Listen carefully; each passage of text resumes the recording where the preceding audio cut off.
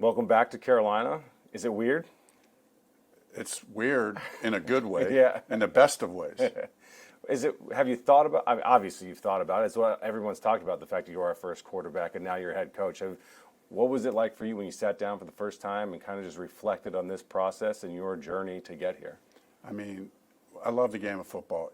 We're a football family. It's been in my blood, from the very beginning. So for me, this is the continuation, and really at 61, closing in on the journey to be able to come back home to a place where I was the first starting quarterback, albeit for a very short time. But it's pretty special. Why do you coach? It's about the two reasons. Number one, the relationship with the players. That keeps you young. I mean, there's just something about, I've grown up in that locker room. That camaraderie, that bond that you have with your team as a player and as a coach it's special. You just can't find anything like it. And then the second thing is, it's about the competition. It's about being the best in the world at something. That's your goal. Those are the two things that really keep driving me. You've coached a lot in the NFL. You've seen a lot in the NFL. You had your choice around the league, likely if you wanted to. Why Carolina? What did you like when you looked at it and you broke it down, and what were you like, all right, these are some things that we need to improve on? Well, there's really four things. First it starts with ownership. Mr. Tepper and Nicole, I mean, just getting to know them, but incredible people. Mr. Tepper, what he's accomplished in his career, that same energy, drive, focus, to be able to tap into that, his desire to bring championship caliber football and organization here. I could feel that very much from him. But not just about the ownership, but really about the leadership of the organization, working with Scott Fitter, Dan Morgan, Samir Suleiman, Christy Coleman, that whole leadership team, Nicole Tepper's involvement in the business side of things. We talked a lot about that. That's exciting. So that's one pillar of it. Of course, the second pillar is the players. It's about the players. This is a players' game. It always has been. It always will be. Third, I'm excited about building a great coaching staff, bringing our players, bringing this team, this city, the best coaching staff. Not the best for us, the right chemistry and the whole bit. And then lastly, it's about the fans, right? We got to get some juice. We're excited to bring a brand of football that will be exciting, something they can be proud of on and off the field. So when you looked at it, we're not a finished product today. So where did you want to fix 1, 2, and 3 right away? Yeah, and I'm really looking forward to, over the next month, sitting down with Scott and the crew, Mr. Tepper. Okay, here's the blueprint, okay? We talked a little bit about that during the interview process as they asked me questions. I like to talk in those blueprint terms, but that's a collaborative process, right? With Scott as the GM, with Mr. Tepper and with the leadership team, and saying, okay, here's the blueprint that I envision. Let's collaborate on this, because this is really ends up being our vision. And then build from there. It is a process. It starts with the players and coaches, and you build it one at a time. So you talk about the juice back in this building. How do we get the offense revved back up again? And I think Scott's done a great job with the defense and building that and the offensive line and doing this the right way, inside out, front to back. Yeah.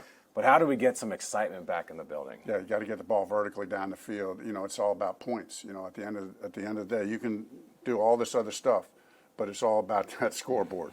And there's nothing that gets this stadium rocking or any stadium rocking like putting that ball across the end zone multiple times. We want to be one of the top scoring offenses in the NFL. There's a lot of factors to that. It is getting the ball down the field. It starts with all that stuff. But I thought there were a lot of good flashes towards the second half of the season with this team and this roster that we can build on. So are you going to be the OC? You're going to be calling those plays? How's that going to work? Well, likely, yeah. I'm going to be involved in every aspect. The play calling, I've done that my whole career. We'll probably do that. We'll see how it all plays out. I'm open to, as I'm putting the staff together and the pieces we pull together, I'll evaluate each part of that as we go. Last time we went through this process, it was a big-time rebuild. There was a lot of work to be done. Where do you see us today in regards to competing day one? Yeah, so in the NFL, one of the amazing things about it is every year you see teams go from losing records to winning records not only that, and then competing for championships. And that's because what we learn in this league is it's not a huge margin. Winning is in the margins. It's in the small details. It's one play. It's one player. It's one detail. And it's doing that multiple times over and over again, having the discipline and the focus to get that done in a consistent way.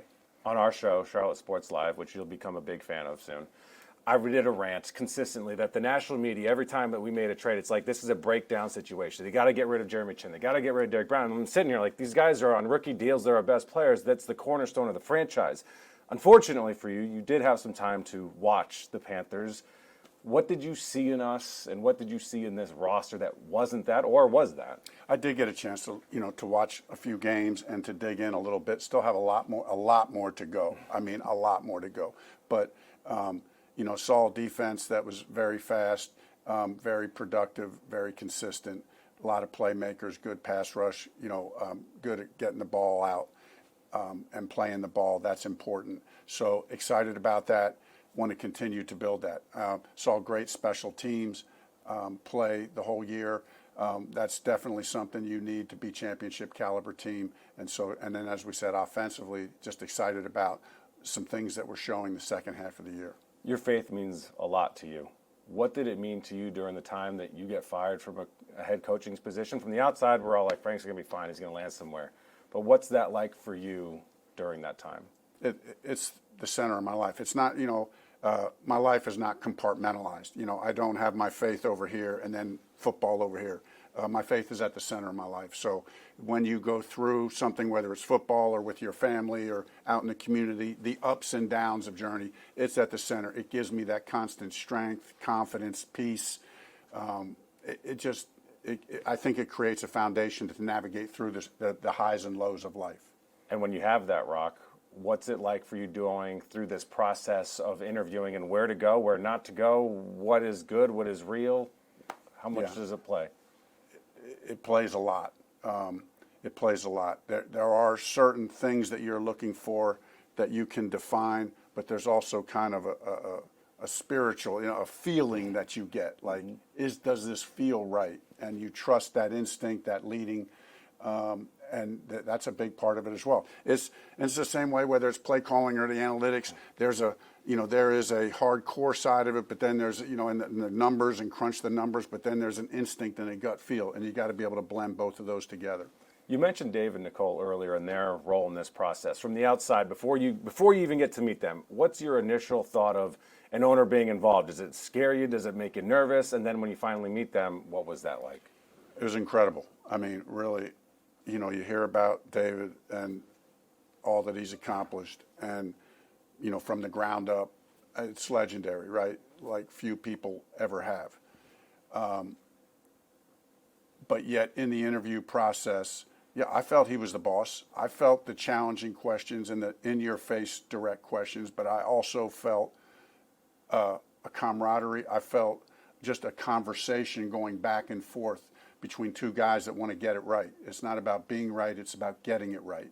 And I think as we talked through that along with Scott, there was a pretty dynamic process. What are we going to do with the number 9 pick?